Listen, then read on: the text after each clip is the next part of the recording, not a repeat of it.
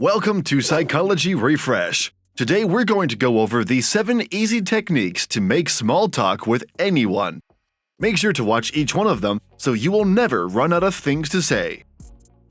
Question: have you ever come across an awkward situation where you do not know what to say or how to start a conversation? We have all had forced conversations that were boring or filled with awkward silences. Although it may seem unnecessary to some, small talk is hard to avoid in some situations like at parties, get-togethers, hotels, etc. For instance, you might end up coming across an acquaintance at a coffee shop where you cannot just ignore the person, so small talk is the only escape button. Not even kidding, to everyone's surprise, small talk is in fact an important skill to socialize with people. It can help people break the ice. One can brush up on their conversational skills and be more presentable. Some of you must be pro at making conversations without feeling a sting of social anxiety. But for those who, like us, dread small talk should not be hopeless. Here, we've broken down some incredibly effective tricks to become a guru of small, meaningful talk. Here are 7 easy techniques to make small talk with anyone. Number 1. Make positive, boosting compliments. When people first meet you, there are 2 possibilities. Either they think you are competitive or gentle. So shoot your shot and make your firstmost image a positive one. Grease the wheels early with a compliment. Tell them they look good, say something nice about their hairstyle, or you could appreciate their presence. Telling a person how you feel good around them could make their day.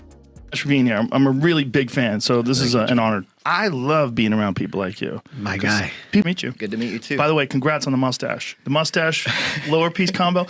That's the. So you have kids now, I believe. I've got 2. Really? Yeah. Ah, that's nice. Congratulations. Yes, and I hear. What a lovely dress. You look sensational. I wore it for you. Really?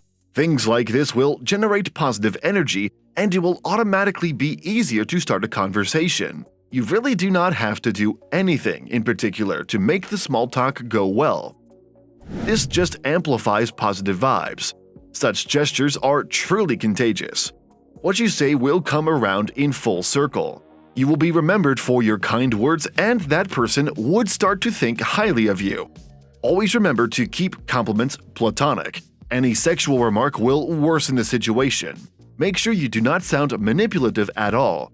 You don't want the other person to think you are doing it with some motive. Last but not least, do not dwell on the compliment. Swiftly transition off it and introduce some other topic. Number 2. Reprogram your mindset. The thought of making small talk makes you anxious, especially when you are not in the mood to talk to anyone at all. You start to brainstorm ideas about avoiding the small talk. However, small talk appears difficult and awkward in your head only. You will find your small talk muscle strengthening as soon as you start practicing it with your friends, colleagues, neighbors, etc. You can overcome your social anxiety by becoming an adept social butterfly.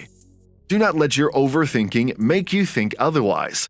And just as Becky Albertalli says in her book The Upside of Unrequited, quote, "It's funny because you always think the hard part is meeting someone the first time. It's not. It's the second time because you've already used up all the obvious topics of conversation." Number 3. Keep it natural.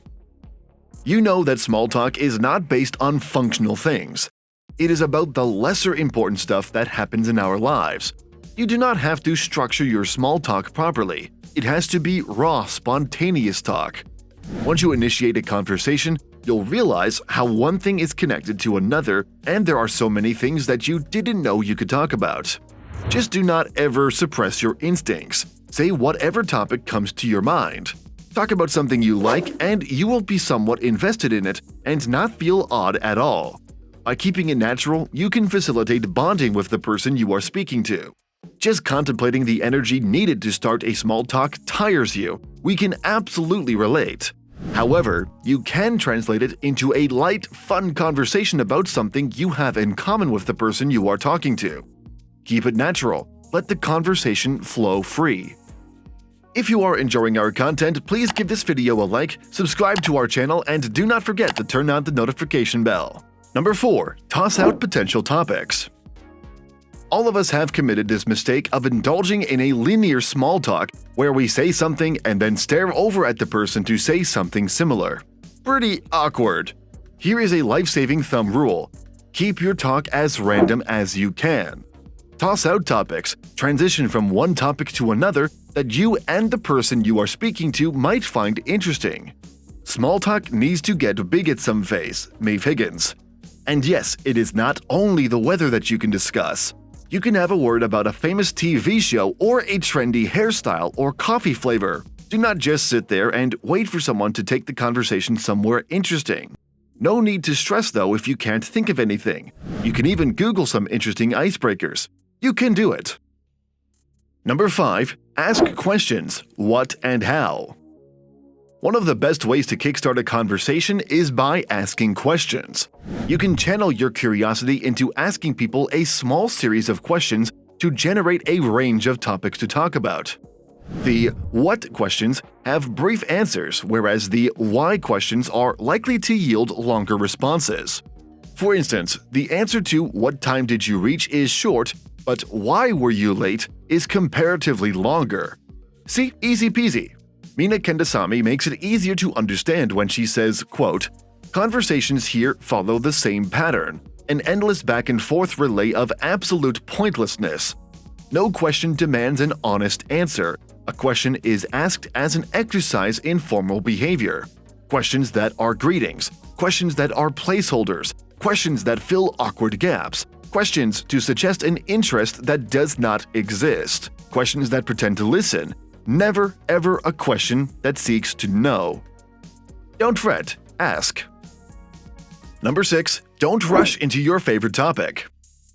We talked about different topics previously, but it is important to note here that some people talk too much about something they like that they almost forget they have to listen to. Talking too much about something might bore out the person you are talking to. Stay brief, talk, but listen too.